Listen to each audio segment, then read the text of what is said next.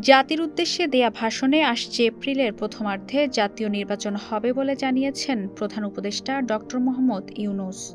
উপদেষ্টার ভাষণ প্রচারের পর রাজনৈতিক দলগুলো এই সময়সীমা নিয়ে নানা প্রতিক্রিয়া জানিয়েছেন। বিএনপি সহ সমমনা অনেক দল ডিসেম্বরে নির্বাচন চায় বলে আগে থেকে বলে আসছিল।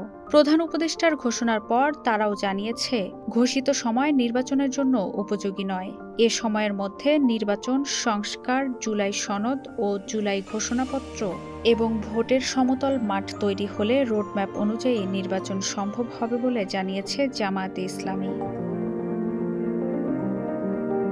ওদিকে এপ্রিলের প্রথমার্ধের মধ্যে যদি জুলাই সনদ, জুলাই ঘোষণাপত্র এবং সংস্কার বাস্তবায়নের ব্যাপারে কার্যকর পদক্ষেপ নেওয়া হয় তাহলে ঘোষিত এ সময়ে নির্বাচনে আপত্তি নেই বলে জানিয়েছে জাতীয় নাগরিক পার্টি।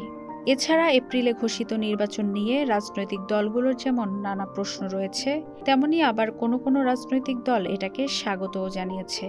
তবে এপ্রিলে জাতীয় নির্বাচনের জন্য উপযুক্ত সময় নয় বলে দাবি করেছে কোনো দল। কেন এপ্রিলেই নির্বাচন, ডিসেম্বরে কেন নয়? সরকারের কাছে কোনো রাজনৈতিক দল এর সুস্পষ্ট ব্যাখ্যা চেয়েছে।